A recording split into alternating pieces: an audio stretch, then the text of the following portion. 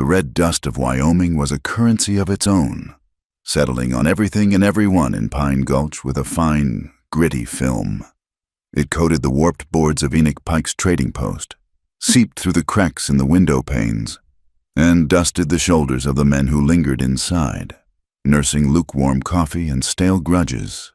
Outside, the autumn wind made a lonely complaint as it turned the blades of a tired windmill, each metallic creak a tick of the clock counting down the seconds of Eliza Wynn's life. She stood by the counter, a silent fixture between a barrel of pickles and a stack of stiff canvas trousers. At 18, she had learned the art of making herself small, of observing without being seen. Her hands, though chapped and calloused from a life of thankless labor, were folded calmly over her patched calico dress. Inside, her heart beat a frantic, trapped rhythm against her ribs. She was property, a ledger entry in the account book of her guardian, the sanctimonious Deacon Enoch Pike. And today, the account was being settled. Pike cleared his throat, a wet, gravelly sound that drew the attention of the half-dozen men in the store. He was a man whose piety was as thin as his hair, a veneer for the hard-edged avarice that glinted in his eyes. He rested a proprietary hand on Eliza's shoulder, his thumb pressing just hard enough to remind her of her place. "Gentlemen," he announced, his voice projecting the false warmth of a preacher at a collection plate. "By the grace of God and the turning of the seasons, young Eliza has reached the age of womanhood, 18 years old today." He paused, letting the information settle. A few men shifted, their eyes sweeping over Eliza with a new, speculative interest. She kept her gaze fixed on a knot in the floorboards, feeling their stares like physical things, like dirty hands. "As her legal and spiritual guardian," Pike continued, his voice dropping into a conspiratorial, commercial tone, "it is my duty to see her settled in a respectable, godly home, a helpmeet for a man of good standing." He gave her shoulder a little shake. "And so, she is given, at 18, she is given virgin and untouched, fit for a godly home." The words hung in the dusty air, stark and ugly. They were a butcher's assessment of a prize heifer. A low chuckle rumbled from a grizzled prospector near the stove. Luther Maddox, the cattle baron whose shadow fell over the entire territory, watched from his chair in the corner, a smirk playing on his lips. He wasn't interested in the goods, but he always enjoyed a good auction. His lapdog, Sheriff Caleb Rusk, stood beside him, his hand resting on his gun butt, a silent affirmation of where the real power in Pine Gulch lay. Eliza felt a wave of nausea. This was it, the culmination of a life spent as an orphan, passed from one begrudging relative to another until she'd landed under Pike's thumb, his ward, his unpaid servant. Her supposed freedom upon turning 18 was a cruel joke. Freedom required money, a place to go. She had neither. Her options were this, a transaction in a dusty store, or being turned out with nothing, which in this country was a death sentence of a different kind. She would swallow this humiliation, just as she had swallowed 1,000 others. She would survive. The front door creaked open, letting in a slice of cold, sharp sunlight and the scent of pine. The man who entered silenced the room. He was not of Pine Gulch. He was tall and broad, dressed in smoked buckskins that had seen years of hard use. His black hair was tied back with a leather thong, and his face was all angles and planes, weathered by sun and wind. There was a stillness about him, an economy of motion that spoke of a life lived far from the clumsy hustle of town. But it was his eyes that held the room captive dark, watchful and betraying nothing. And on his hip he carried no pistol, only a long, heavy knife. Tucked behind his legs, peering out with a mixture of fear and curiosity, were 2 small children, a boy and a girl, no older than 5. They were mirror images of each other, with the same dark hair as the man and eyes so wide they seemed to take in the entire world at once. The girl clutched a fold of his buckskin trousers, while the boy stood a half step behind, his small face a mask of solemn observation. The whispers started immediately. "Crow, the mountain man. Half-breed." Asa Crow paid them no mind. His gaze swept the room once, dismissed the other men, and settled on Enoch Pike. Then, for a brief, startling moment, his eyes met Eliza's. There was no pity in them, no judgment. There was only a quiet, assessing look, as if he were measuring a length of rope or the depth of a river. Eliza found she could not look away. He moved to the counter, the children trailing him like a pair of shadows. With a single, fluid motion, he reached into a pouch at his belt and placed a heavy deerskin bag on the scarred wood. It landed with a solid, definitive thud of silver. Beside it, he laid a folded piece of paper, its edges worn, its surface covered in official-looking script. Pike's eyes, greedy and bright, darted from the bag to the man. "Crow, what business brings you down from your mountain?" "I heard your announcement," Asa Crow said. His voice was low and even, a rumble that seemed to come from his chest. It held no hint of the lilting drawl of the town's men, but a clipped, clear cadence. He gestured with his chin toward Eliza. "You're selling her." "I am providing her a home," Pike corrected, puffing out his chest. "A contract of marriage, you might say, a domestic arrangement." "Call it what you will," Asa said, his voice unchanging. He nudged the bag of silver forward. "There's payment. For her contract. And for supplies." He tapped the folded paper. "This is the court order from Cheyenne.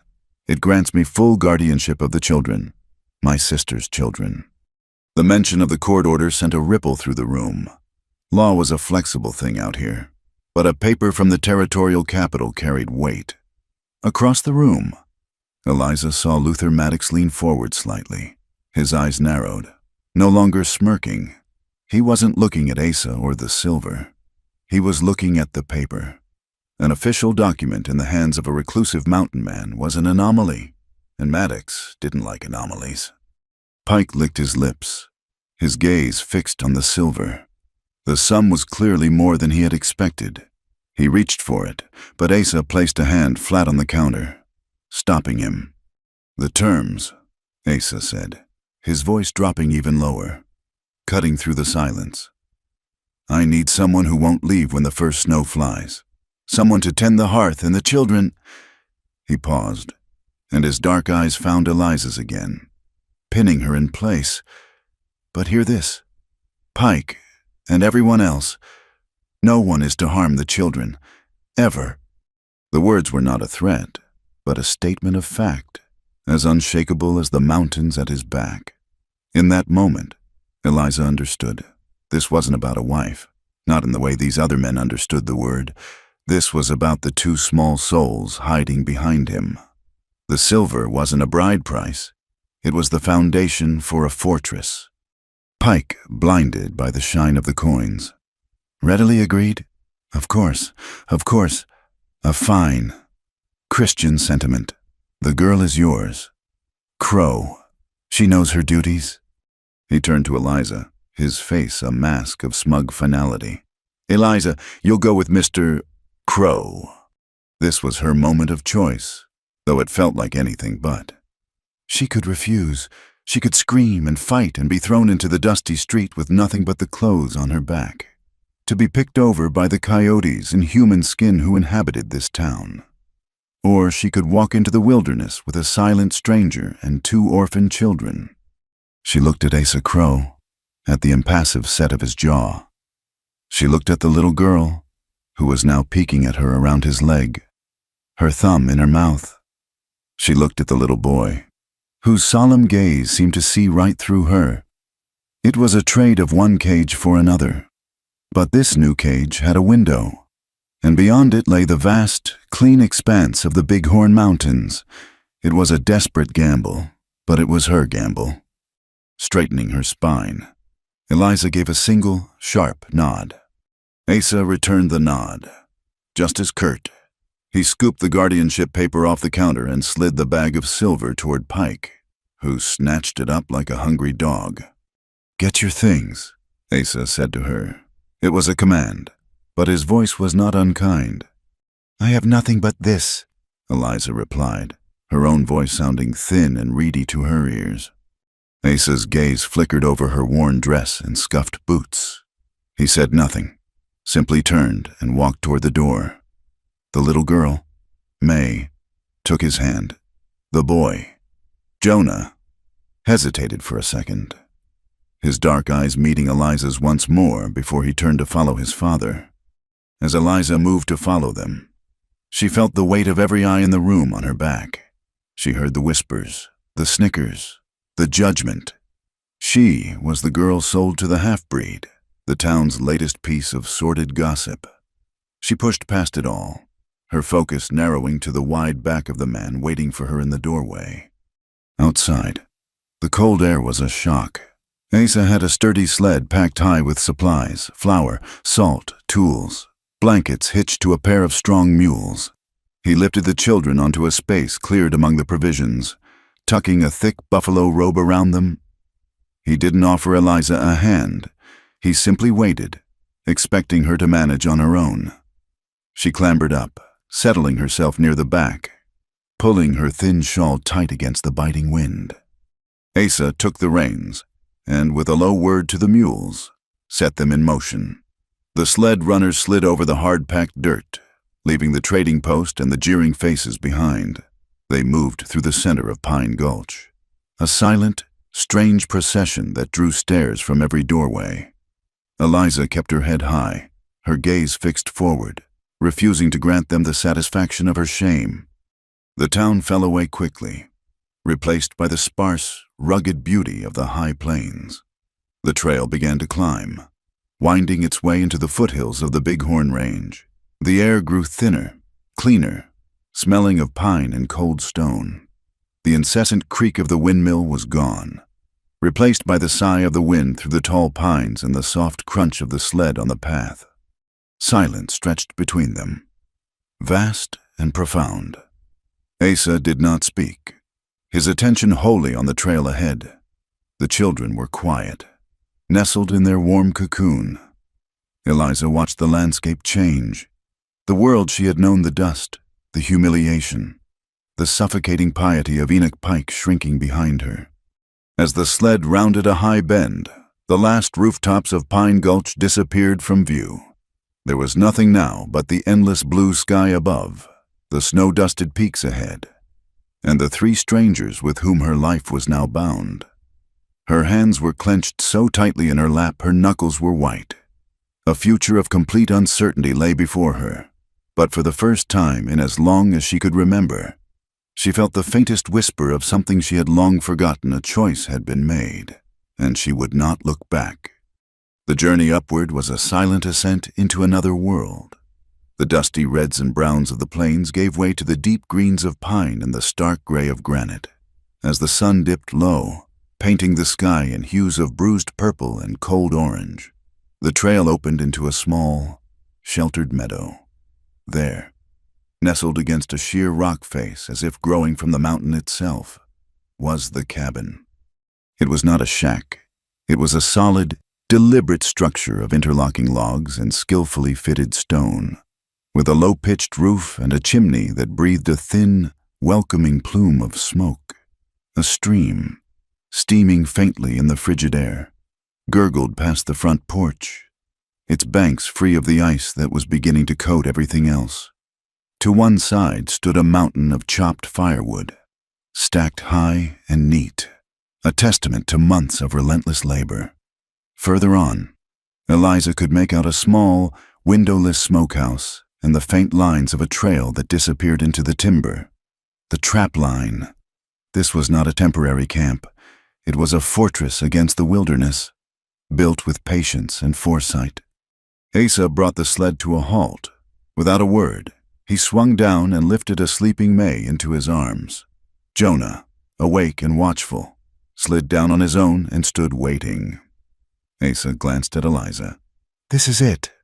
The inside was one large room, dominated by a stone fireplace that radiated a deep, bone-soaking warmth. It was spare, but clean and orderly. 2 small beds for the children were built into one wall. A larger bed, clearly Asa's, occupied a corner. A sturdy table and 2 benches sat in the center. Every object had a purpose, the cast-iron pots hanging by the hearth, the rifles resting on a wooden rack, the snowshoes hanging by the door. There was no clutter, no softness, save for the worn, bearskin rugs on the floor. Asa placed May gently on her bed and pulled a thick wool blanket over her. He then looked at Eliza, who stood uncertainly by the door, still wrapped in her thin shawl. His gaze went to a small cot tucked into the alcove farthest from his own bed. "That's yours," he said. He gestured to a hook on the wall beside it. "For your things." The gesture was small, but it was the first space Eliza had ever been given that was truly her own. A wave of conflicting emotions washed over her, relief so profound it almost buckled her knees, and the bitter, shameful reminder that this small comfort had been bought and paid for with a bag of silver. She was not a guest. She was an acquisition. She swallowed the feeling down and gave a curt nod, moving to the cot as if claiming a piece of territory. The days that followed fell into a rhythm dictated by the sun and the seasons. Asa rose before dawn, his movements quiet and efficient as he stoked the fire and left to check his trap lines. He expected the cabin to be warm, the coffee to be hot, and a simple breakfast to be ready upon his return. These were unspoken rules, and Eliza, a student of survival, learned them quickly. She learned the specific way he liked his coffee, boiled with a pinch of salt. She learned to bank the fire at night so a bed of hot coals remained in the morning. She learned the weight and balance of the cast-iron skillet, the smell of baking Johnny cakes, the subtle art of making a filling stew from smoked trout and dried vegetables. Her world shrank to the confines of this cabin, this meadow, this mountain, but within that world, she began to expand. Asa left her to her duties, never hovering, never criticizing. The silence between them was a constant presence. Yet it was not the hostile silence she had known with Pike. It was a stillness born of solitude, the comfortable quiet of 2 people working toward a common goal: survival. The children were the bridge across that silence. May, bold and endlessly curious, quickly attached herself to Eliza. She would follow her around the cabin, chattering about the shapes she saw in the clouds or bringing her treasures of oddly shaped stones and bright feathers. It was May who showed her how to brew a fragrant tea from pine needles, a trick she'd learned from her uncle. Jonah was a different matter. He was his father's shadow, quiet and observant. He watched Eliza with an unnerving intensity, his dark eyes missing nothing. He rarely spoke to her directly, but she would often find a perfectly shaped piece of kindling left by the hearth or a bucket of fresh water brought from the stream without her asking. It was his silent, solemn way of vetting her, of deciding if she was a permanent fixture or a passing storm. One crisp afternoon, a week after her arrival, Asa returned from his work earlier than usual. He found Eliza outside, scrubbing laundry in a tub of hot water diverted from the spring. He watched her for a moment, her brow furrowed in concentration as she worked. "The nights are getting colder," he said, making her jump. "Winter will be here before the next full moon. You need to know how to protect this place, and them." He nodded toward the cabin, where the children were playing by the fire. He went inside and returned with one of the rifles from the rack, a Winchester carbine that looked small and light in his powerful hands. He held it out to her. "You know how to use one of these?" Eliza shook her head, wiping her wet hands on her apron. The only gun she had ever touched was Pike's old shotgun, and only to clean it. "Time you learned," he said. He spent the next hour showing her, his instructions clear and concise. He showed her how to load, how to aim, how to brace the stock against her shoulder to absorb the kick. His hands never touched her, yet she was acutely aware of his presence beside her, the smell of leather and pine and cold mountain air. He set up a tin can on a distant stump. Don't think, just breathe out and squeeze, he instructed. Eliza lifted the rifle. It was heavier than it looked, cold and unforgiving. She lined up the sights, remembering his words. The blast was deafening. The kick a hard punch to her shoulder that sent her stumbling back. The can remained untouched. A hot flush of failure crept up her neck. Again, was all he said. She loaded the rifle again, her fingers clumsy. She ignored her stinging shoulder, focused on the small target, and squeezed the trigger. The can flew off the stump, spinning into the air. A small, fierce thrill shot through her. It was a feeling she'd never known before, a sense of power, of agency. This piece of wood and steel gave her a voice in a world that had always tried to silence her. Asa gave a single, approving nod. "You'll do," he said, and took the rifle back. It was the closest he had ever come to a compliment, and it warmed her more than the fire inside. But the shame was a persistent ghost in the quiet moments. When she was mending the children's clothes or sweeping the hearth, the memory of Pike's words would return, given virgin and untouched. She was a commodity. This quiet respect from Asa, this burgeoning affection from May, Jonah's slow-thawing watchfulness. Did it all hinge on the fact that she hadn't been touched, that her contract was being fulfilled? The thought soured everything, leaving a bitter taste in her mouth. She worked harder, kept the cabin cleaner, cooked better meals, as if her diligence could somehow pay down a debt she never agreed to incur. One evening, searching for a rag in a storage chest, her fingers brushed against a pile of small, worn-out clothes. May's dress from when she was a toddler. Jonah's first pair of trousers, now hopelessly ripped. They were the remnants of a life that had existed before her, a life that held a deep, unspoken sorrow. On an impulse, she took them out. She found a sewing kit and, by the light of the fire, began to cut the usable cloth into squares. She had seen women in Pine Gulch working on quilts, their needles flying as they gossiped. For Eliza, it was a silent, solitary act. She laid out the squares on the floor, a piece of faded blue gingham from May's dress next to a square of sturdy brown wool from Jonah's trousers. A piece of soft flannel, probably from a baby's blanket, lay beside a scrap of calico she recognized as belonging to Asa's deceased sister, a woman she'd never known but whose presence was a constant, invisible guest in the cabin. With each stitch, she felt as if she were not just mending cloth, but piecing together the fractured history of this strange, broken family she now belonged to. It was a quilt of patches and remnants, a map of their lives. A new square, cut from her own worn-out apron, found its place in the corner. The first big snowstorm hit without warning, a furious blizzard that descended from the peaks and swallowed the world in a swirling vortex of white. For 3 days, they were sealed inside the cabin. The wind howled like a hungry wolf, and the snow piled in great drifts against the door and the single window. The world was reduced to the 4 walls of their shelter and the steady roar of the fire. The enforced intimacy changed things. They shared stories around the fire at night. Asa spoke of the mountains, of tracking elk and reading the signs of the weather. Eliza, hesitant at first, spoke of the books she had secretly read in Pike's study, tales of faraway places she could hardly imagine. She began teaching the children their letters, scratching the alphabet into a piece of slate with a charcoal nub. May was a quick, eager student.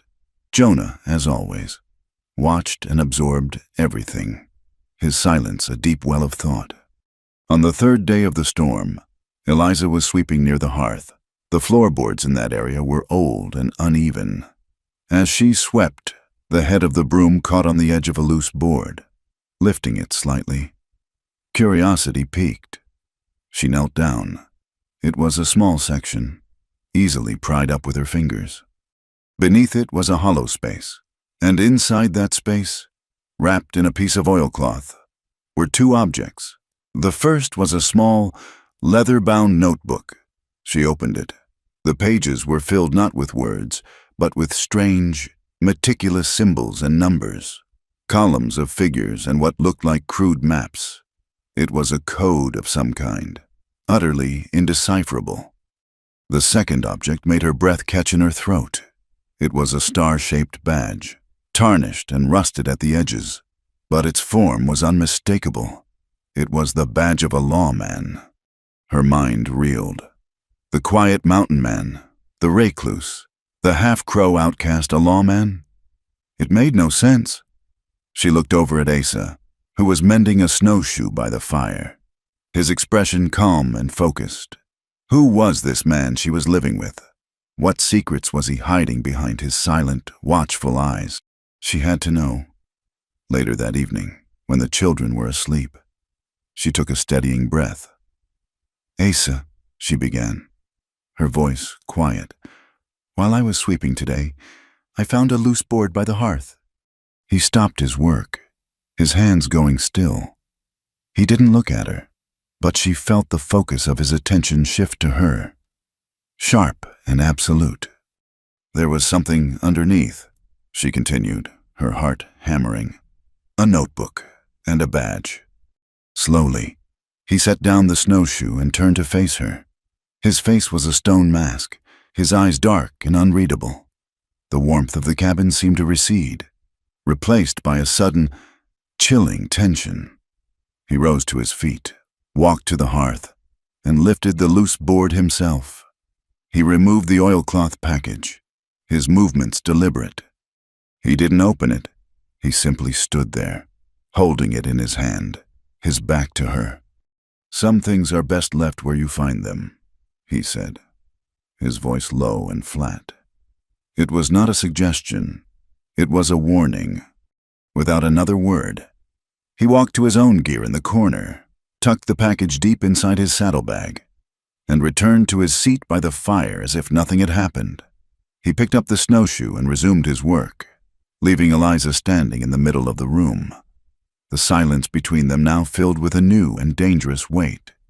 The fortress had a secret cellar, and she had just stumbled upon the door. The secret of the badge lay between them like a newly fallen stone in the middle of a well-worn path. They walked around it, pretended it wasn't there, but its presence changed the landscape of their silence. Eliza's questions were a palpable thing in the air, a hum of unspoken words. Asa's warning had been clear, and she did not broach the subject again, but the knowledge altered her perception of him. Every time he left for the trap line, his rifle easy in his hands, she wondered, was he hunting more than just beaver and fox? Every time his gaze grew distant as he stared into the fire, she wondered what battles he was fighting in the landscape of his mind. Life, however, did not wait for secrets to be unspooled. It demanded work. The weeks following the great storm were a blur of industry. The cold deepened its hold on the mountains, and survival became a relentless series of tasks. Asa taught her how to set snares for snowshoe hares, his instructions economical and precise. He showed her how to read the tracks in the snow, to know the difference between a deer and a wolf, a friend and a foe. They worked together in the smokehouse, the sharp, pleasant scent of hickory clinging to their clothes as they hung strips of venison and trout to cure. Eliza learned to render deer fat into tallow for candles and soap, a greasy, time-consuming job that filled the cabin with a rich, meaty smell. In the evenings, the world shrank to the warm circle of firelight. The quilt she had started grew, piece by piece, a silent chronicle of their days. Eliza continued her lessons with the children. May learned to write her name in wavering, determined letters. Jonah, who still rarely spoke, revealed a startling aptitude for numbers. He would sit beside Eliza, his small face scrunched in concentration, arranging pebbles into groups and patterns, understanding the logic of addition and subtraction almost intuitively. Sometimes, Asa would talk, not about the badge or his past, but about the mountains. He told stories of his mother, a crow woman who had taught him which plants could heal and which could harm. He spoke of his sister, the twins' mother, describing her fierce laugh and the way she could soothe any frightened animal. In these moments, the stone wall around him would crumble, just a little, and Eliza would see the man beneath the armor, a man burdened by a grief he could not share. The truce with winter was broken by a cough. It started small, a dry little hack from Jonah in the middle of the night. By morning, it had worsened, taking on a strange, harsh, seal-like bark that echoed unnervingly in the quiet cabin. His breathing grew labored, each inhalation a high-pitched, desperate whistle. His face was flushed with fever, his small body struggling for air. Asa's composure, usually as solid as the granite cliffs outside, cracked. He touched Jonah's forehead, his hand, so steady with a rifle or a skinning knife, trembling slightly. Panic flickered in the depths of his dark eyes. "Croup!" he rasped. The word a curse. He had seen it before, in a place like this, miles from any doctor. It was a death sentence. But Eliza's mind did not go to death. It went to a memory from before the storm. Asa had needed to trade some prime beaver pelts for salt and steel traps. The journey would take him near the edge of the Crow Reservation, and he had taken Eliza and the children with him, unwilling to leave them alone. There, in a small lodge that smelled of sage and sweetgrass, they had met a woman named Mrs. Running Deer. She was old, her face a beautiful map of wrinkles, her eyes holding the calm, deep wisdom of the mountains themselves. While Asa had bartered, the old woman had taken Eliza aside. She had looked at Eliza's hands, noting the calluses. "You are a worker," she'd said, "a survivor." She had shown Eliza her collection of dried herbs, explaining their uses with a quiet authority that commanded respect.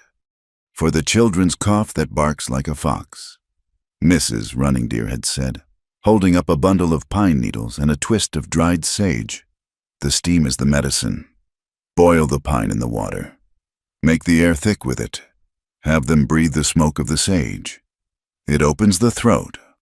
Now, as Jonah gasped for breath, those words returned to Eliza with the force of a revelation.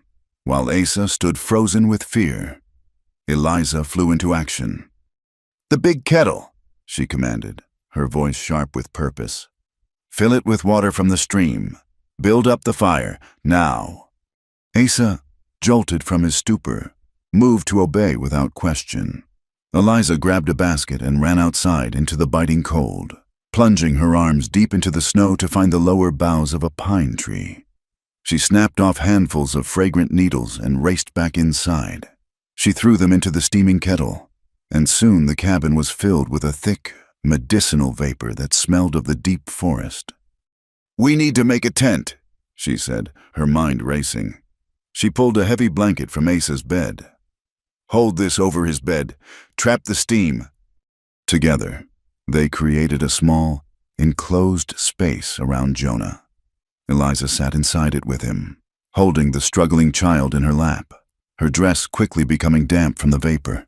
She murmured to him, nonsensical, soothing words, wiping his hot face with a cool cloth.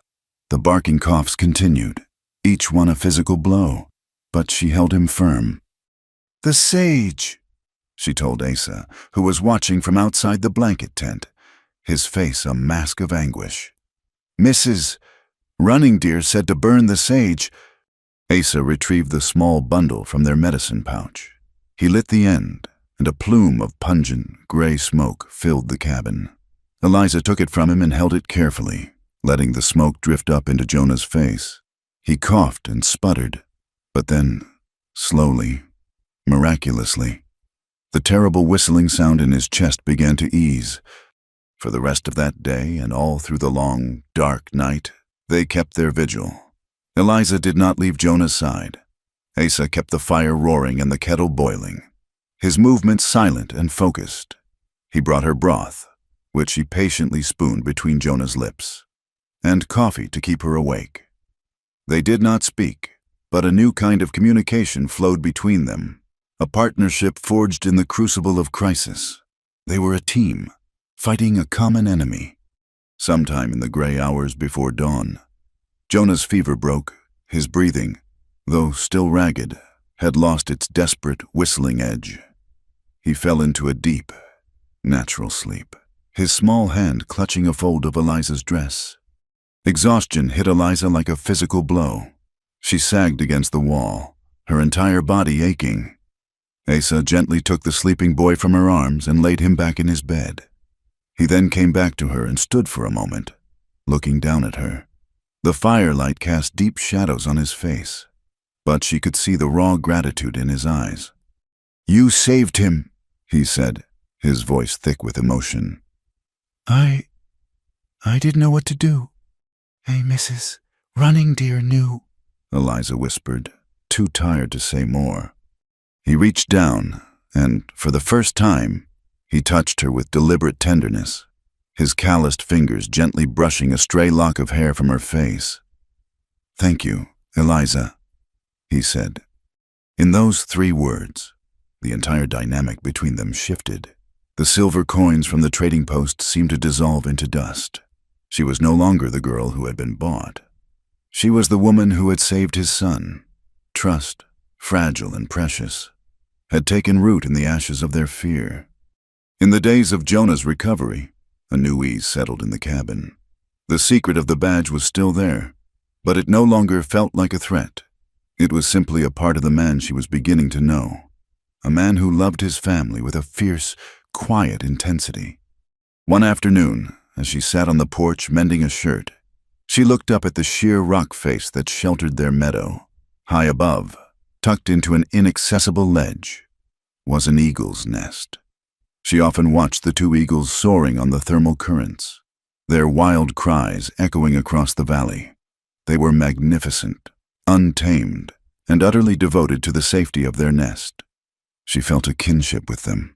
This cabin, this small family, was her nest, a fragile shelter she would defend with a fierceness she hadn't known she possessed. The outside world intruded on a Tuesday. The sound was alien in their quiet valley, the unmistakable plod of shod horses. Asa was instantly alert. He moved to the door, grabbing his Winchester from the rack, and motioned for Eliza to get the children into the back of the cabin, out of sight. 2 riders emerged from the tree line. One was a ranch hand she didn't recognize, his face mean and pinched. The other was Sheriff Caleb Rusk, looking out of place in his clean, pressed town clothes. He sat his horse with an air of arrogant authority, his silver badge gleaming on his chest. Asa stepped out onto the porch, the rifle held loosely at his side, a casual pose that was more menacing than any overt threat. "Crow," Rusk called out, his voice oily. "Just making a friendly wellness check. Folks in town are concerned." "We're fine," Asa said, his voice flat and cold. "Are you—" Rusk dismounted, leaving his man with the horses. He swaggered toward the cabin, his eyes sweeping over everything, his gaze lingering on the child-sized laundry drying on a line. "Heard you took in a girl, Enoch Pike's ward. Rumor is you're keeping her up here, all alone. A man like you, and a young, untouched thing like that. It ain't proper." The insinuation was as foul as a festering wound. Asa's knuckles whitened on the stock of the rifle. "My household is my business, Sheriff." "Not when it offends public decency," Rusk sneered. "The good people of Pine Gulch, represented by men like Mr. Maddox and Deacon Pike, they don't hold with such arrangements. I'm here to inspect the situation, make sure the girl is safe." He took a step toward the door. Before Asa could move, the cabin door opened and Eliza stepped out. She had been listening from inside, and the sheriff's words had ignited a cold fire in her belly. She would not be discussed like a piece of livestock, not anymore. She stood beside Asa, her chin held high. She was not the frightened, silent girl from the trading post.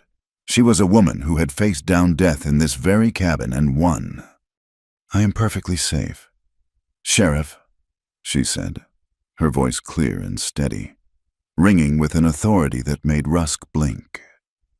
"This is my home now." Rusk's eyes widened slightly. Taking in her appearance, she was no longer pale and thin. The mountain air and hard work had put color in her cheeks and muscle on her frame. There was a confidence in her stance he hadn't expected. "I chose to be here," Eliza continued, her gaze unwavering. "And I choose to stay. Your concern is not welcome." For a moment, Rusk was speechless. He had come expecting a frightened girl he could intimidate, a situation he could use as leverage against the troublesome mountain man. Instead, he found a united front. He looked from Eliza's defiant face to Asa's dangerously calm one. He saw the rifle. He forced a laugh, a harsh, unpleasant sound. "Well, if you say so, but don't come crying to me when this mountain savage shows his true colors." He turned and walked back to his horse, his swagger a little less pronounced.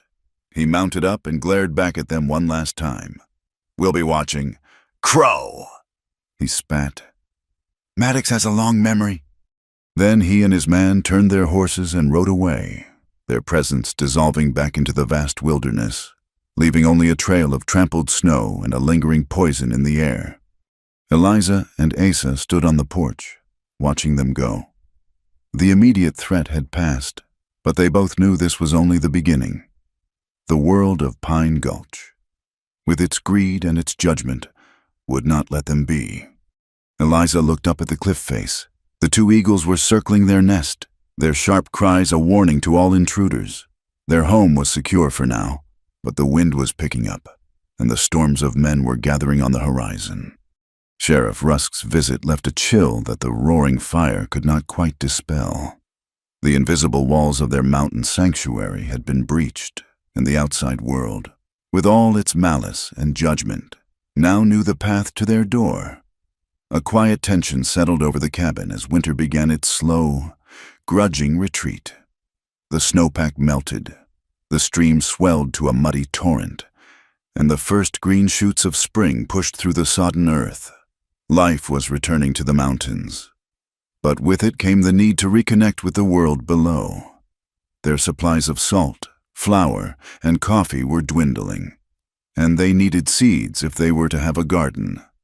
The trip to Pine Gulch was a necessity they could no longer postpone, for the first time since she had arrived. Eliza rode beside Asa on the sled, the children bundled between them. She wore a dress she had fashioned from a bolt of sturdy brown wool Asa had traded for, and her hair was neatly braided. She was not the same person who had left this town. She sat taller, her gaze direct, her hands resting calmly in her lap. But as the familiar, dusty outlines of the town came into view, the old anxieties stirred within her like agitated snakes. Pine Gulch had not changed. The same listless men loitered on the boardwalks, their gazes following the strange mountain family with a mixture of suspicion and lewd curiosity. Whispers followed them like a cloud of gnats. Eliza felt the heat of their stares and forced herself to meet them, refusing to be cowed. Their first stop was the Mercantile, now run by a new man since Pike had devoted himself more fully to his deaconship and other, less public, business. As Asa loaded their supplies, Eliza took the children to get a piece of horehound candy. It was there she first met Tess Rollins. Tess ran the town's only boarding house and saloon, a place that served as the unofficial center of Pine Gulch society. She was a woman in her 40s, with shrewd, intelligent eyes and a no-nonsense air that kept even the rowdiest cowboys in line. She was standing outside her establishment, watching the street, when Eliza walked by. Their eyes met. Tess's gaze was appraising, not judgmental. She took in Eliza's healthy appearance, the well-cared-for children, and the quiet dignity in her bearing. "You're the Crow woman," Tess stated, her voice surprisingly warm. "I'm Eliza Wynne," she replied, her own voice steady. Tess smiled, a small, genuine thing. "Good for you." It was all she said, but in that brief exchange, a silent understanding passed between them. Eliza had found an unlikely and unspoken ally. As they were preparing to leave, the sound of a gavel banging drew their attention to the small building that served as the town hall and courthouse. A crowd was gathered, spilling out the front door. A land rights hearing was underway. Asa paused, his body going tense. "We should go," he said, his voice low. But it was too late. From the courthouse steps, Sheriff Rusk spotted them, A slow, malevolent grin spread across his face. Well, well, look who's come down from the mountain. Crow, the judge is in session. Might be a good time to settle some civic matters. Before Asa could refuse, Rusk had crossed the street, his presence an official command. Trapped. Asa led Eliza and the children into the crowded, stuffy room. At the front, on a raised platform, sat Judge Harlan Bixby. He was an old man, with a face like a weathered map, and eyes that seemed to have seen every folly and cruelty mankind was capable of. He presided over the hearing with a weary patience, his gaze missing nothing. They stood at the back, trying to remain inconspicuous. The case involved a small homesteader whose water rights were being challenged by one of Luther Maddox's foremen. Maddox himself sat in the front row, a smug, proprietary air about him, as if the law were merely another one of his possessions. To his surprise, and the room's, Judge Bixby ruled in favor of the homesteader, citing a little-known territorial statute. "The law, Mr. Maddox," the judge said, his voice a dry rasp, "is intended to be a fence that protects the flock, not a leash for the wealthy to drag the poor." Maddox's face tightened with fury. It was at that moment, with the tension in the room at its peak, that Enoch Pike chose to make his move. He stood up, his face a mask of pious concern. "Your Honor," he began, his voice ringing with false humility, "while this esteemed court is in session, I feel it is my Christian duty to bring a matter of grave moral importance to your attention." Every eye in the room turned to him. Judge Bixby sighed, a long, suffering sound. "What is it, Deacon Pike?" Pike pointed a trembling finger to the back of the room, directly at Eliza. "It concerns my former ward, Eliza Wynne, an innocent, orphaned girl who has been living in an improper state with that man." His voice rose with theatrical indignation. "A reclusive half-breed, a man of no standing, no known occupation, he has spirited her away to his mountain den. Far from the civilizing grace of our community, I fear for her safety. Your Honor, I fear for her very soul." A shocked murmur rippled through the crowd. Eliza felt her blood run cold. She was on trial again, in the court of public opinion, with Pike as the prosecutor. "I formally petition this court," Pike declared, "to have the girl removed from that lawless environment and returned to my legal and spiritual protection until a proper Christian marriage can be arranged." Asa stepped in front of Eliza, shielding her from the prying eyes. His hand rested on the hilt of the long knife at his belt, his body a silent promise of violence. Judge Bixby banged his gavel. "Order, Deacon. This is a land court, not a moral tribunal." "However," he said, stroking his chin, his sharp eyes moving from Pike to Asa and then to Eliza, "your petition, being a matter of public concern regarding a ward of this territory, has been noted." He looked directly at Asa. "The law must be satisfied that the young woman is of sound mind and is not being held against her will. I, along with the sheriff, will ride up to your homestead tomorrow at noon to conduct a formal inquiry." It was a small victory, but a victory nonetheless. Bixby had delayed Pike's mob justice and inserted himself as the arbiter. Rusk looked furious. Pike looked momentarily thwarted. "This court is adjourned," Bixby declared, banging the gavel one last time. The ride back to the mountain was a grim, silent affair. They arrived to find that their enemies had not waited. A posse of a dozen men, led by Pike and Rusk, was already in their meadow. A few were Maddox's hired guns, their face hard and cruel. Others were self-righteous townsmen, their eyes gleaming with the thrill of a righteous crusade. Tess Rollins was there too, standing off to the side with a few of the more independent-minded townsfolk, her arms crossed, her expression one of deep disapproval. They had clearly followed, unwilling to let the law proceed at its own pace. "Crow!" Rusk shouted as Asa pulled the sled to a halt. "We're here on behalf of the Pine Gulch Committee of Vigilance. We're taking the girl back." Asa lifted the children from the sled and pushed them toward the cabin door. "Eliza, get them inside. Bolt the door." He then turned to face the mob, planting himself squarely in front of his home. He held no rifle, but his presence was more formidable than a line of armed men. "You are not welcome here," he said, his voice dangerously low. "There is no committee here. There is only my home. Leave."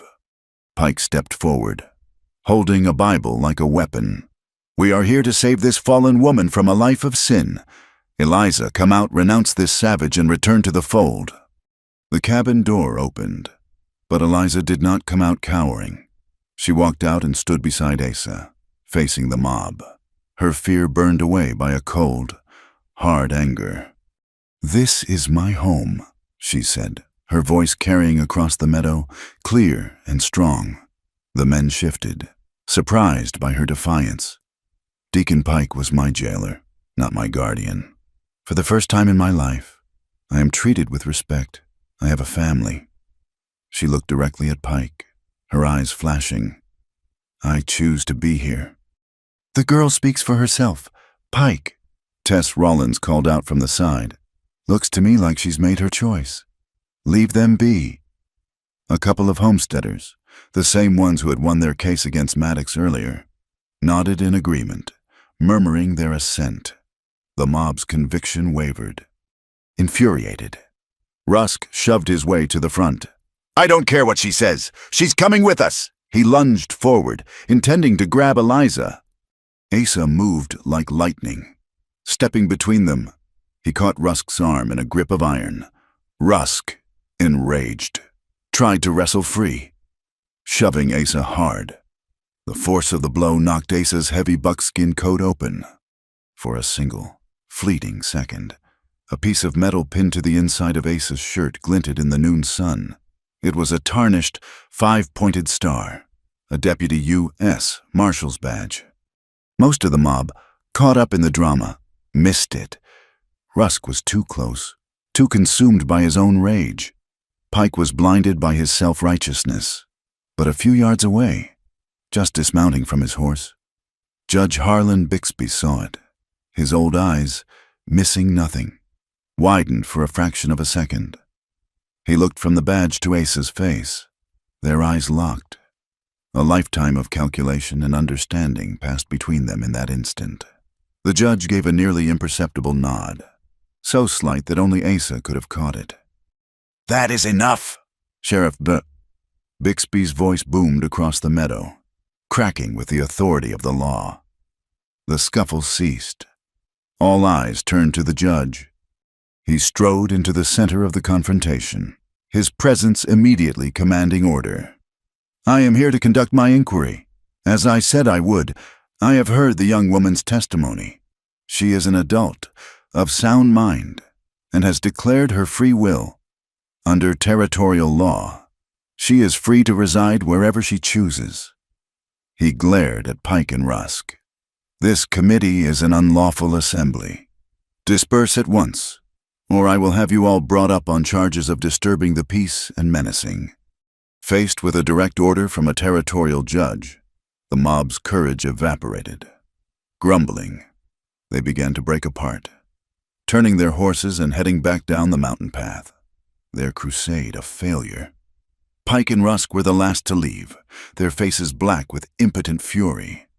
In the aftermath, a new story took root in Pine Gulch. Someone claimed they had seen something shiny on Crow's chest during the fight, a tin star. Maybe the story was twisted and embellished until a new legend was born. Asa Crow wasn't just some mountain hermit.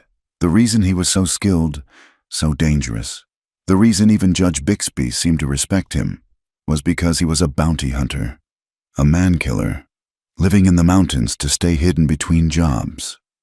The rumor served a dual purpose. It explained away the unexplainable, and it kept most people from ever wanting to bother him again. The news eventually reached Luther Maddox.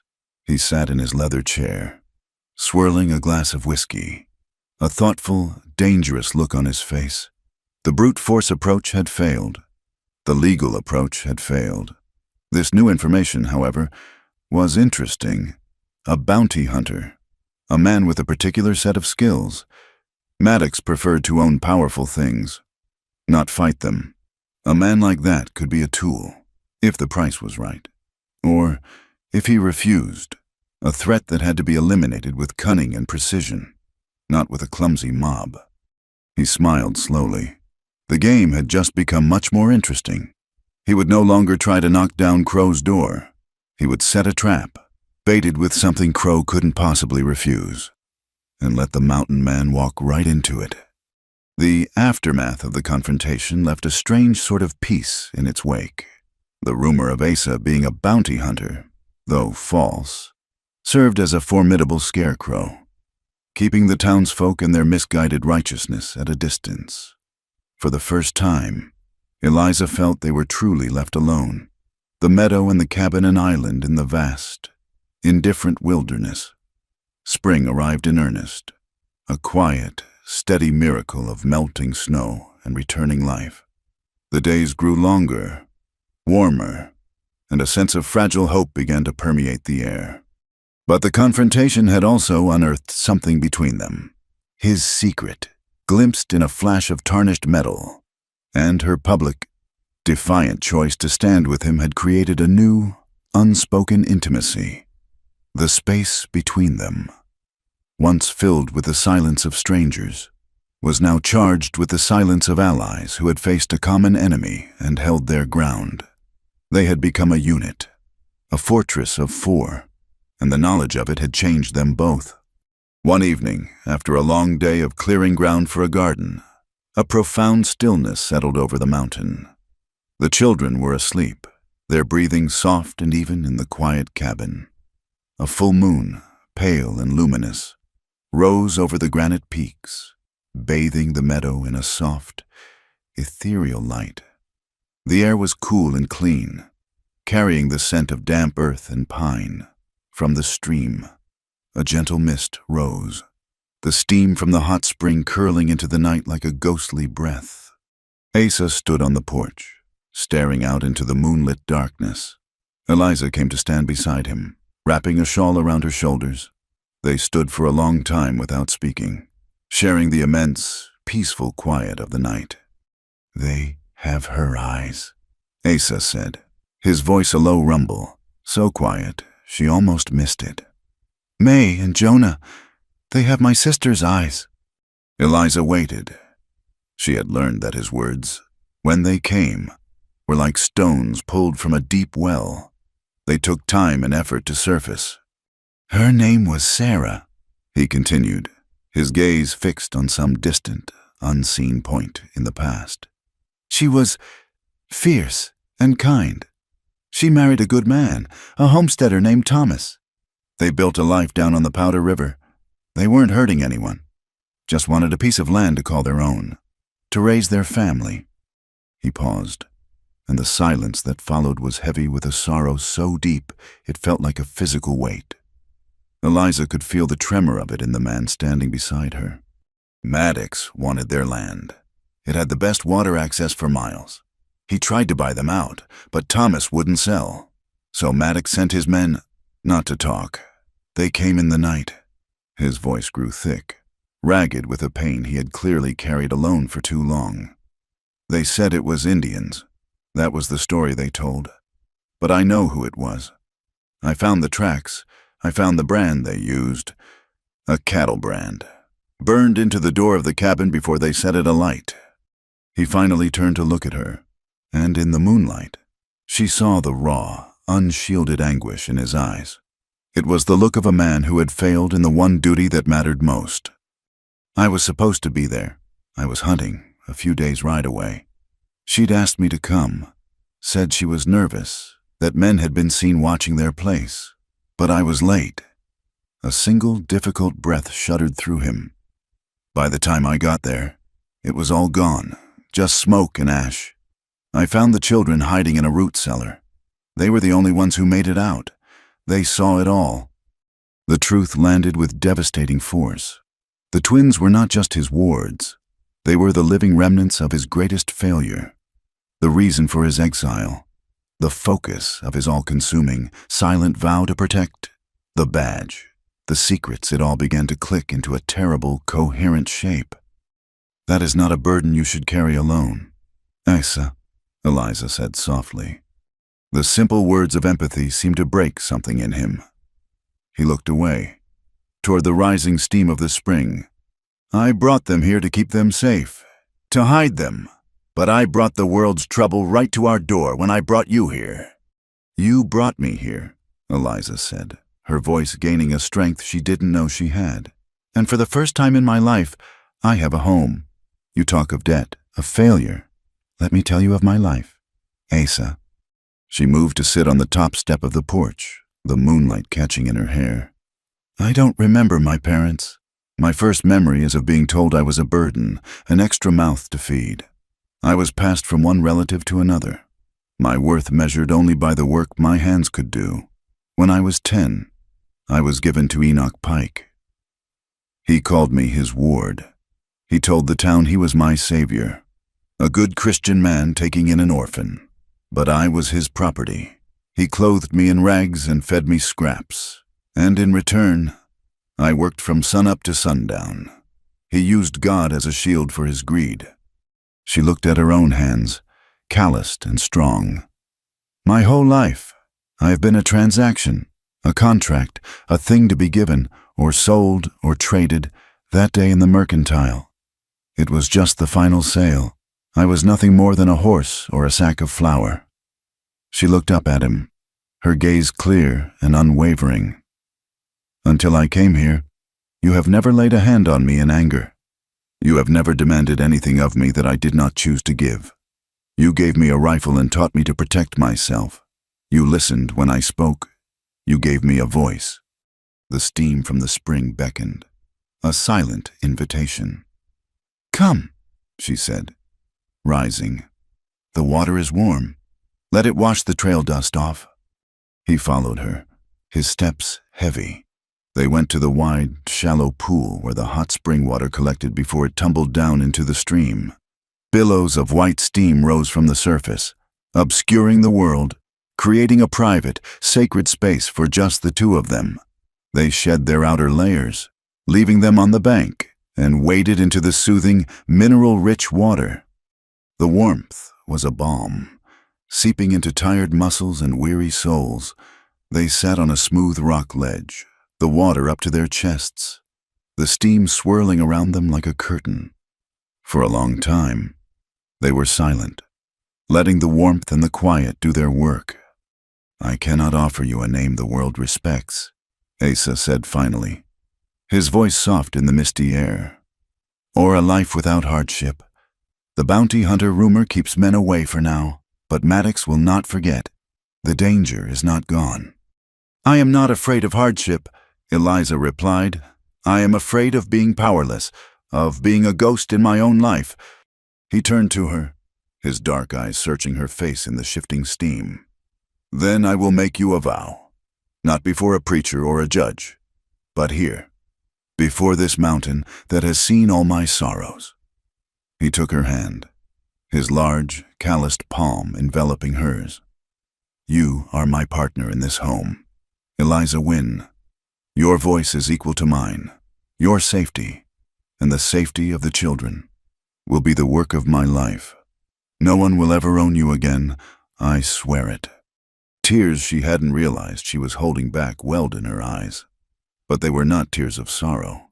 They were tears of profound, heartbreaking relief. "And I will make you a vow, Asa Crow," she answered, her voice thick but steady. "You will not have to carry your burdens alone. We will carry them together. This will be my home, and they will be my children. I choose it, I swear it." It was a marriage of two broken souls, a union forged not of law or convenience, but of shared pain and a fierce, mutual respect. He lifted her hand and pressed his lips to her knuckles, a gesture of such reverence it made her chest ache. In that moment, the last barrier between them dissolved. He was not the silent mountain man, and she was not the girl he had bought. They were simply a man and a woman who had found in each other a sanctuary from the cruelty of the world. He raised his other hand and cupped her face, his thumb gently brushing away a tear. His touch was not one of passion, but of deep, quiet confirmation. It was a healing touch, a question and an answer all in one.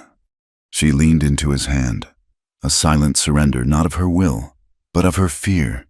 She had spent a lifetime building walls to protect a self that no one had ever valued. Here, in this swirling steam, with this man who had vowed her an equal, she finally felt safe enough to let them fall. When he lowered his head to kiss her, it was as natural and as necessary as breathing. It was a kiss that held no demands, only a quiet, profound tenderness. It spoke of shared solitude, of winter storms weathered together, of a child's fever broken in the dead of night. It was the sealing of their vow, a silent promise kept. The steam coiled around them, a soft white blanket, granting them privacy and peace. What passed between them in the warm, dark water was a quiet mending, a gentle piecing together of two lives into one. It was a confirmation of the family they had already become, an act of trust so complete it washed away the last lingering stains of the past, the dirty silver, the sanctimonious pronouncements, the lonely, painful years. It was a moment of profound and quiet healing, a rebirth in the heart of the wilderness. Later, they sat on the bank, wrapped in blankets, the fire in the cabin a welcoming glow in the distance. The moon was high now, the world asleep. Asa put his arm around her, and she leaned against his solid strength, a feeling of rightness settling deep in her bones. The path ahead was still uncertain, fraught with the dangers of men like Maddox. But for the first time, she did not feel alone on that path.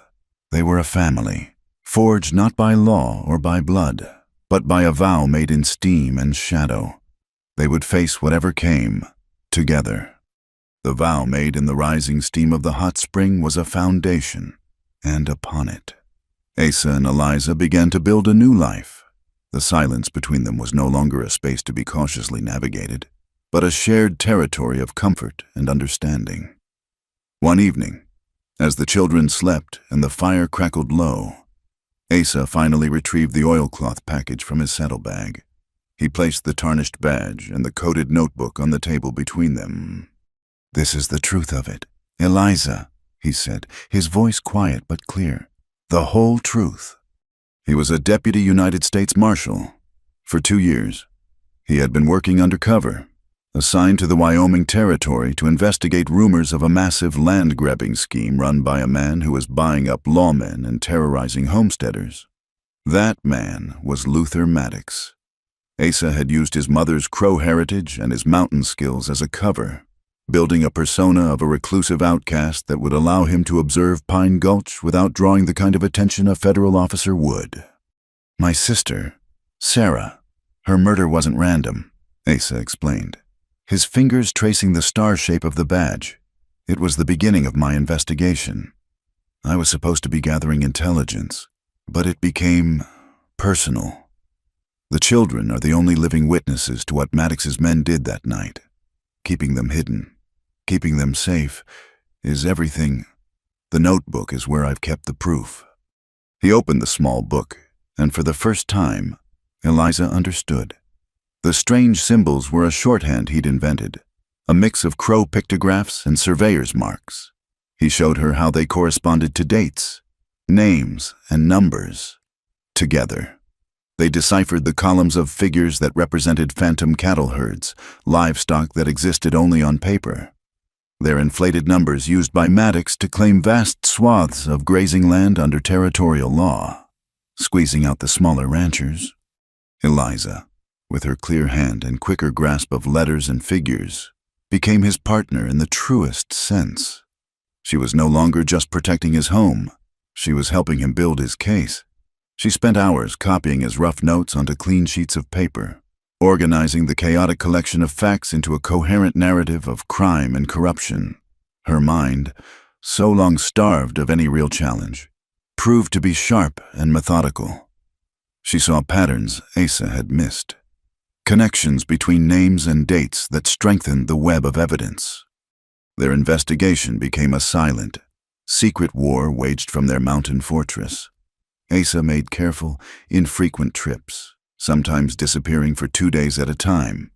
He would return with a new piece of the puzzle, a surreptitiously copied page from a shipping manifest at the railhead, showing Maddox was selling far fewer cattle than his ledgers claimed, a territorial map from Cheyenne, which, when overlaid with Asa's own sketches, proved Maddox was seizing land directly in the path of the railroad's secret, planned expansion. The most damning piece of evidence came from the territorial brand registry. Asa returned one evening, his face grim. He sketched a symbol on a piece of slate, a simple circle with a cruel, jagged line through the middle. "This is Maddox's official brand," he said. Then he sketched another beside it, adding 2 small horns to the circle. "This is the brand his enforcers use for their dirty work. It's unregistered, unofficial." He looked at Eliza, his eyes dark with the memory. It's the brand that was burned into Sarah's door. As their shared purpose deepened, so did their life together. The passing of the seasons brought another, more personal change. In the late spring, Eliza realized the familiar rhythms of her own body had fallen silent. A quiet, fluttering hope, mingled with a new and potent fear, took root within her. The life they had forged was already so precarious, bringing a new one into it felt like an act of radical, terrifying faith. They went to see Mrs. Running Deer. The old Crow woman listened to Eliza's whispered fears, her wise eyes full of a gentle understanding. She placed a soft, wrinkled hand on Eliza's still flat stomach and smiled. "The eagle builds its nest on the highest cliff, not because the spot is safe, but because it is strong," she said. "A child is a sign that life is stronger than the storm. We will help you." From then on, their visits became more frequent. Mrs. Running Deer and the other women of her small community took Eliza under their wing, teaching her which teas would soothe her morning sickness and which herbs would strengthen her body. They embraced May and Jonah, teaching them the Crow words for the sun and the moon, showing them how to find edible roots and healing plants, and telling them stories of their mother's people. The children, who had been raised in the shadow of loss, began to bloom. Their heritage no longer a source of shame or secrecy, but a wellspring of pride and belonging. Their family was growing, its roots spreading deeper into the ancient, knowing soil of the mountains. But the brighter their light shone in the cabin, the darker the shadow of Pine Gulch loomed below. Maddox was not a man to be thwarted. Frustrated by his inability to intimidate Asa, he changed his tactics. He decided to attack the heart of their fortress, Eliza. It happened on a trip to town for supplies they couldn't make or trade for with the Crow. They were just leaving the mercantile when Sheriff Rusk and 2 of his deputies blocked their path.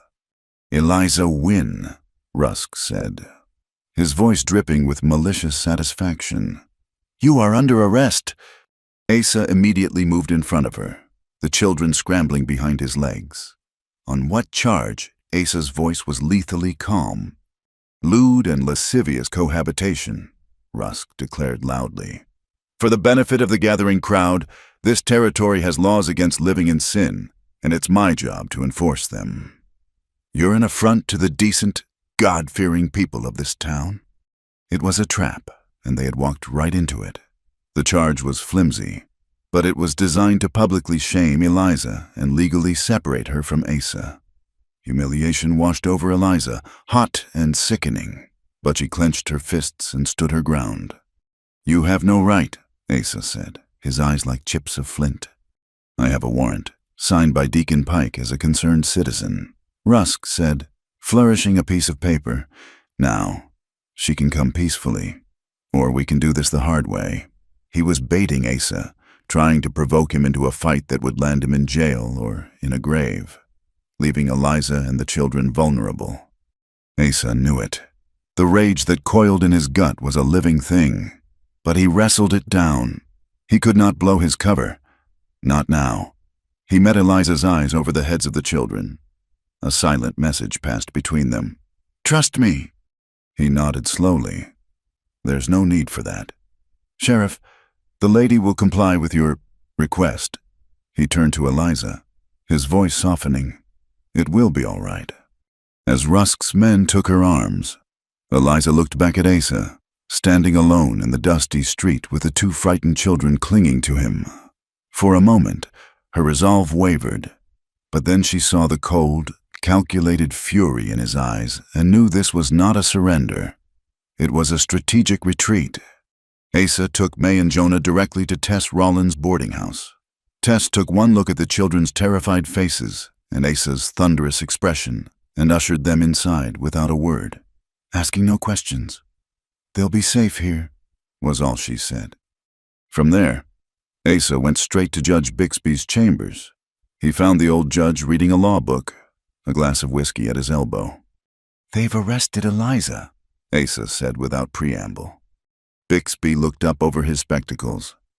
"I expected as much. Pike and Maddox are fools, but they're predictable fools. The charge is a nuisance, but it will take days to dismiss through the proper channels. They mean to hold her." "I don't have days," Asa said. He reached inside his coat and pulled out a folded, oil-stained dispatch, its seal bearing the mark of the U.S. Department of Justice. "This is a federal warrant. Your Honor, it gives me the authority to investigate crimes related to interstate commerce and conspiracy to defraud the government. Luther Maddox is my target." Bixby took the letter and read it slowly. A long, low whistle escaped his lips. So, the rumor wasn't entirely wrong. "You are a hunter, just not the kind they thought." He looked at Asa with newfound respect. "This changes things. But if we reveal you now, your investigation is over, and Maddox might just slip the noose." "I will not leave Eliza in a cell," Asa stated, his voice flat and final. "And you won't have to," the judge said, a cunning glint in his old eyes. "Maddox and Rusk are using territorial law as their weapon. We shall use it as our shield." He convened an emergency hearing in his chambers. Rusk, smug and self-assured, presented his warrant and his case. When he was finished, Judge Bixby cleared his throat. "Sheriff, according to Territorial Statute 113 Section B, a man who is the legal and established guardian of minor children is also granted the title of head of household." He began, his voice dry as dust. "All persons residing within that household for the purpose of maintaining said household, including domestic staff, tutors, or, in this case, a woman acting as a surrogate mother to the wards fall under the legal protection of that guardianship." He picked up a pen and began to write. "It is a legal gray area, to be sure, but I find that the stability of the children's home outweighs the moral concerns of Deacon Pike. I am therefore issuing a temporary writ of household guardianship, placing Miss Wynne under the court's protection and ordering her immediate release into the custody of Mr. Crow." Rusk's jaw dropped. He had been outmaneuvered, beaten with a law so obscure he'd never even heard of it. "Your Honor, this is my ruling. Sheriff," Bixby cut him off. "She is to be released. Now." The reunion was quiet, emotional. Asa met her at the jailhouse door, and they held each other for a long moment, the fear and fury of the day slowly receding. But they both knew this was only a temporary reprieve. They had won the battle. But Maddox would only escalate the war. They were right. 2 days later, a lone rider approached their cabin, a dirty white cloth tied to his saddle horn. It was one of Maddox's men. He kept his distance, his face a mixture of fear and bravado. "Got a message for Crow," he yelled, "from Mr. Maddox." Asa stepped onto the porch. "I'm Crow." "Mr. Maddox is a reasonable man," the rider recited, his words clearly rehearsed. "He says there's been enough trouble. He wants to talk. Proposes a meeting to settle things, man to man, Iron Canyon, day after tomorrow. At sunset, he says to come alone." Eliza came to stand beside Asa, her hand resting on the new swell of her belly. They both knew what the message meant. There would be no talk, no settlement. Iron Canyon was a known ambush spot, a maze of rocks and gullies with no easy way out. It was not an invitation to a parley. It was an invitation to a killing ground. Asa looked from the rider to the rugged peaks that loomed behind their cabin. He looked at Eliza, at the fierce, unwavering strength in her eyes. He thought of the new life she carried. The time for hunting in the shadows was over. It was time to face the wolf at the door. He raised his voice, his words carrying clearly across the meadow. "Tell Maddox I'll be there." The 2 days before the meeting at Iron Canyon were a period of intense, focused calm. There was no panic, no tearful farewell. Instead, a quiet, unshakable resolve settled over the cabin, binding the 4 of them, soon to be 5, into a single, determined unit. They moved with a shared purpose, every action geared toward the coming storm. Eliza packed a small bundle of food, medicine, and the children's spare clothes, placing it by the door. Asa spent hours meticulously cleaning his rifle and pistols, the metallic clicks echoing in the otherwise silent cabin. He did not ride toward Iron Canyon at dawn. Instead, he rode east, toward the rising sun, keeping to the hidden game trails his mother had taught him. His first stop was a prearranged meeting point, a small, sheltered copse of aspens a few miles from town. Judge Bixby and Tess Rollins were waiting for him, their faces etched with worry in the pale morning light. "They'll be expecting you to ride straight into their trap," the judge said, his voice a low grumble. "I know," Asa replied. He pulled a heavy, oilcloth-wrapped package from his saddlebag. It contained Eliza's neatly copied pages, the ghost cattle ledgers, the damning brand registry, the maps, and his own sworn affidavit detailing everything, including the murder of his sister. He handed it to the judge. "This is the case against him. Every bit of it." Bixby took the package with a gravity that befitted its importance. "This will be enough to issue a federal warrant for his arrest, but it will take time to get the marshals from Cheyenne. Time you may not have." "That's where she comes in," Asa said. Turning to Tess, he handed her a smaller, thinner envelope. "This is a summary. Names, dates, crimes. There's a reporter for the Cheyenne Leader staying at your boarding house. I've seen him. He's investigating the railroad's land deals. Get this to him. Tell him the story of the century is about to break in Pine Gulch. Win or lose. Maddox's empire starts to crumble today. The truth has to get out." Tess tucked the envelope into her coat, her expression grim but resolute. "I'll see to it personally. Godspeed. Asa." "Maddox won't go to Iron Canyon either," Asa said to the judge. "He's not a wolf who hunts alone. He's a rabid dog who uses a pack, while his men wait in the canyon. He'll take his committee and go to the one place he knows I'll die to protect. He's going to my home." The judge nodded, his old eyes hard. "I'll gather who I can trust and follow. But Asa, he'll have the numbers." "I'm counting on it," Asa said. He swung back onto his horse. "Hold him there until I arrive. That's all I ask." With a final, curt nod, he melted back into the trees, circling wide, a hunter turning the tables on his prey. Back at the cabin, the wind began to pick up.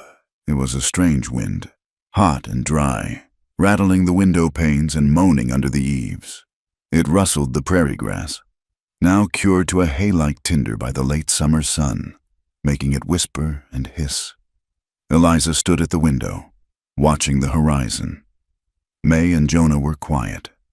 Sensing the tension, she had given Jonah a small, carved wooden whistle.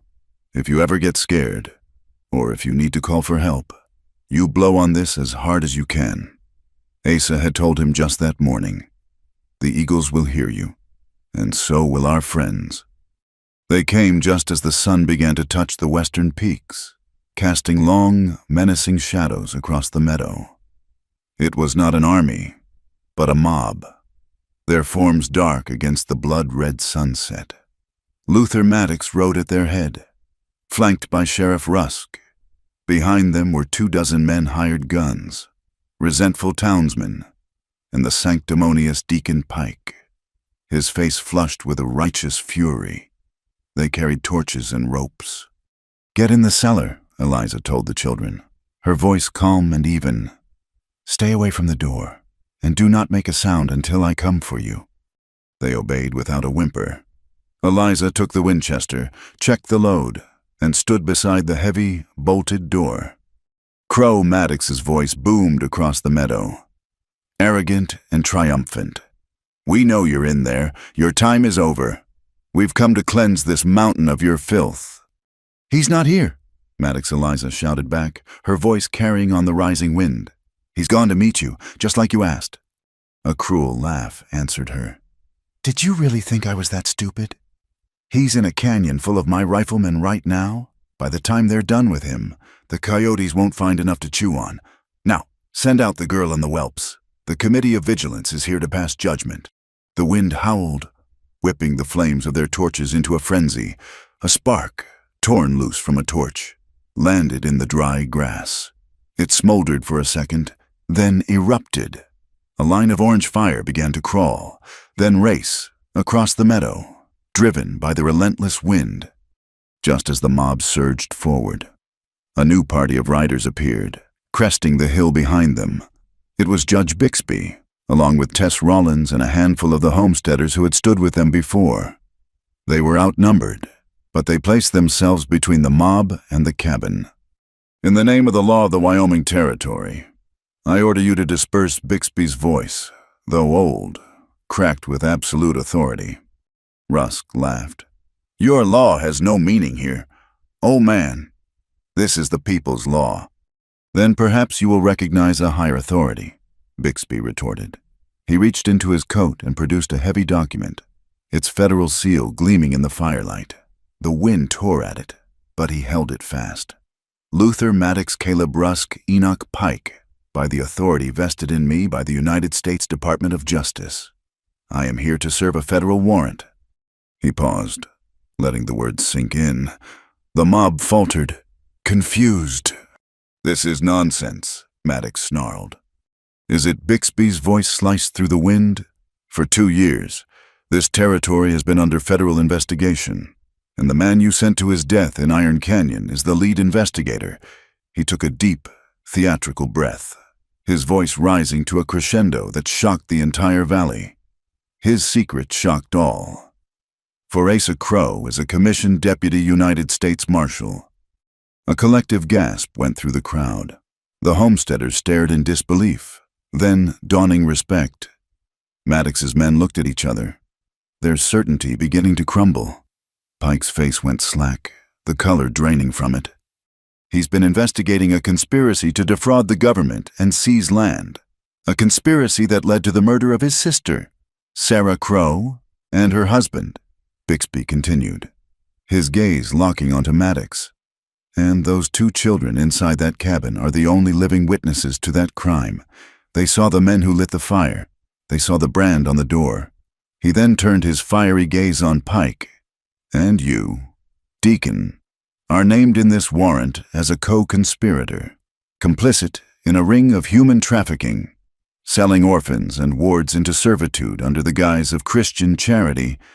The revelation was a lightning strike, shattering the mob's reality. In that moment of stunned silence, a figure emerged from the trees at the edge of the meadow, moving with a calm, deadly grace. It was Asa. The fire, forgotten for a moment, was now a roaring wall of flame, cutting off the mob's retreat.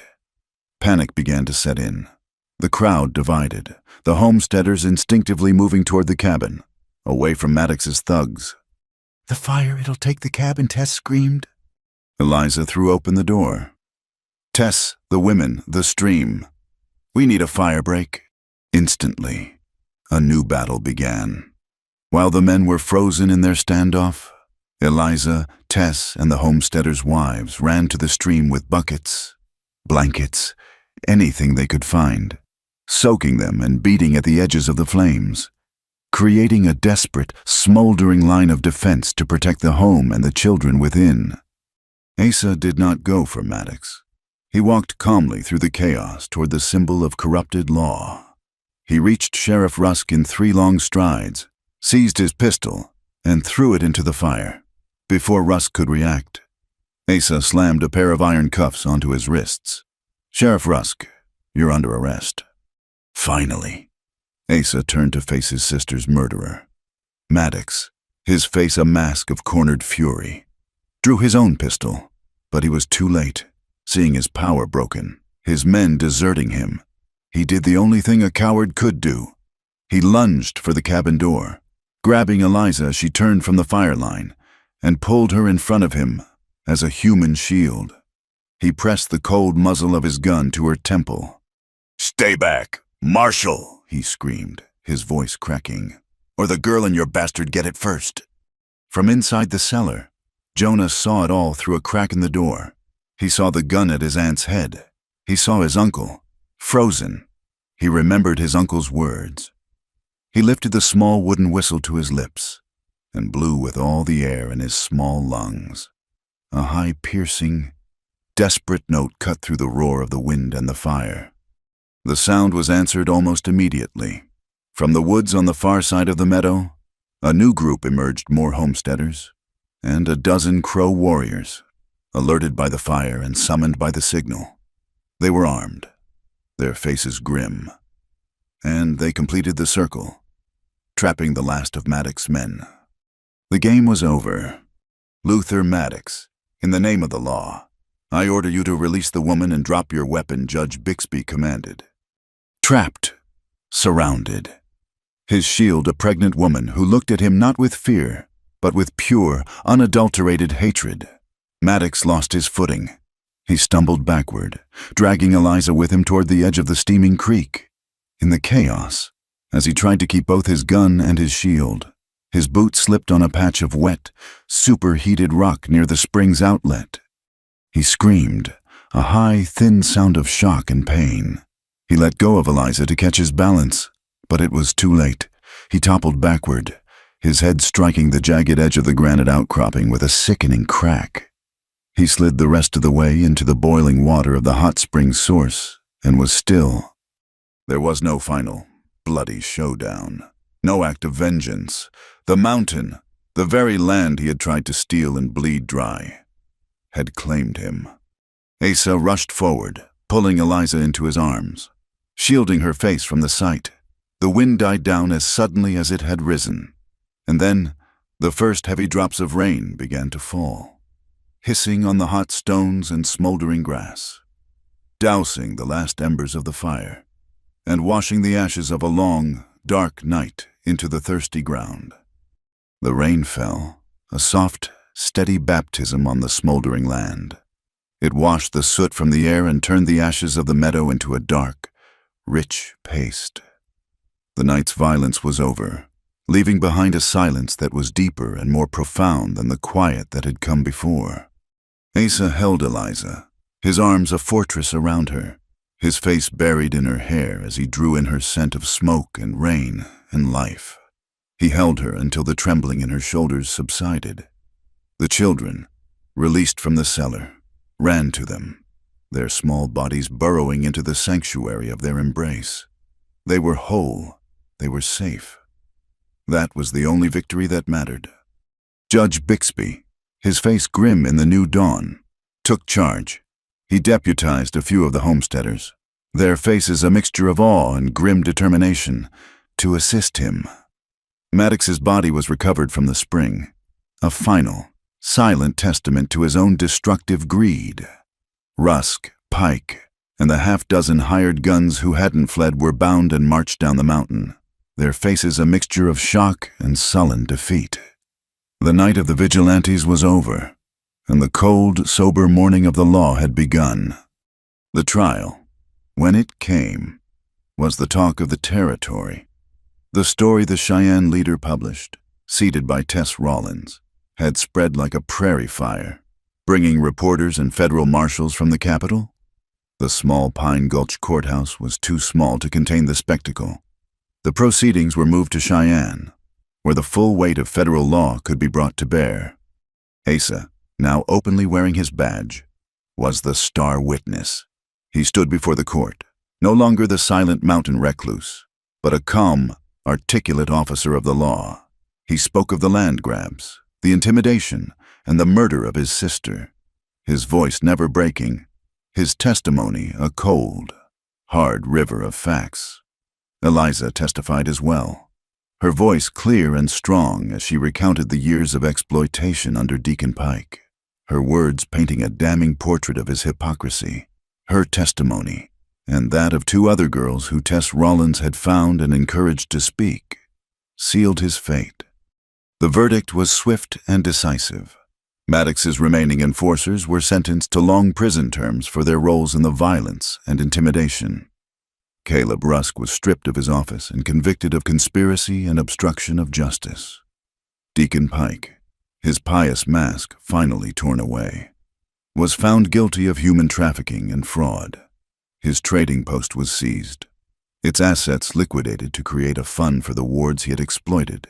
He was sent to a federal penitentiary, a broken man who would never again use a Bible to shield a ledger book. The empire of fear that Luther Maddox had built was dismantled, piece by piece, by the slow, grinding wheels of justice. In the aftermath, a new conversation began in the territory, a conversation started by Judge Bixby. He argued passionately before the Territorial Assembly, using the case of Asa and Eliza as his prime example. He spoke of the changing face of the West, of families being built not on old-world traditions, but on shared hardship and mutual respect. He drafted a new piece of legislation, a simple but revolutionary decree known as the Household Guardianship Act. It formally recognized non-traditional family units, granting legal protection to any household, regardless of race or marital status. That was demonstrably providing a stable and safe home for children. It was a small, quiet change, but like a seed planted in fertile ground, it was the beginning of a forest. That spring, as the last of the snow melted from the high peaks and the mountain came alive with the rush of new water, Judge Bixby rode up to the cabin one last time before his retirement. He came not as a judge, but as a friend. He found Asa and Eliza on the porch, watching May and Jonah chase butterflies in a meadow now carpeted with wildflowers. "The law of the land is satisfied," Bixby said, his old eyes twinkling. "But there is another kind of law, a matter of the heart, that deserves its own record." He produced a simple marriage license from his saddlebag, there on the porch of the home they had defended with their lives, with the eagles circling high above as their witnesses. Asa and Eliza were legally married. It was not a grand ceremony. There was no preacher, no crowd. It was a quiet affirmation of the vows they had already made to each other in the steam of the hot spring. It was the world finally catching up to the truth of their family. Life in Pine Gulch changed, slowly but surely. With Maddox's corrupting influence gone, the town began to breathe again. Tess Rollins, ever the pragmatist, turned a section of her boarding house into a schoolhouse. She declared that ignorance was a worse affliction than thirst, and her classes were open to everyone, the children of homesteaders, ranchers, and, for the first time, the children from the Crow Reservation. May and Jonah attended twice a week, riding down the mountain with a renewed sense of belonging. No longer the outcasts, but a bridge between two worlds. Time flowed on, measured not in court dates and headlines, but in the turning of the seasons. The following winter, as the snow fell soft and deep outside, the cabin was filled with a new sound, the cry of a newborn. Eliza gave birth to a healthy baby boy, with his mother's determined chin and his father's dark, watchful eyes. They named him Thomas, in memory of the good man whose life had been cut short, a promise that he would not be forgotten. One crisp spring afternoon, Eliza stood on the porch, holding baby Thomas in her arms. The quilt she had started so long ago, a patchwork of their grief and survival, was now finished. It hung on the wall inside, its vibrant colors a testament to the life they had stitched together from scraps. She looked up at the cliff face. In the eagle's nest, two new fledglings were testing their wings. a new generation preparing to take flight. In the meadow, the small herds of the homesteaders grazed peacefully, their cattle mingling together on land that was now truly free. Near the stream, May and Jonah were crouched over a small pine sapling. They were showing their baby brother how to find the tight, perfect cones, their voices serious and full of the gentle wisdom of the mountains. Asa came to stand beside her, his arms settling around her shoulders with a familiar, comforting weight. He looked at their children, at the peaceful valley, at the home they had built and defended. The scars of their past would always be there, but they were no longer open wounds. They were part of the landscape of their lives, a reminder of the storms they had weathered together. Justice had not been a single, thunderous event, but a slow, patient, and persistent sunrise. And here, in the warm light of that new day, they had found their peace. They would stay in the bighorns, these people who had taken the broken pieces of their lives and, with patience and love, had built a home. They were the ones who pieced life together. Thank you so much for listening to this story. I'm always curious to know where my tales travel. So please leave a comment below and let me know where you're listening from. It's a wonderful way for us to connect and share our thoughts.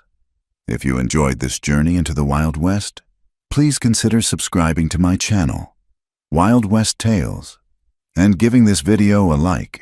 And to help this story reach even more listeners, please support it by hitting the hype button. Your support means the world and allows me to keep telling these stories.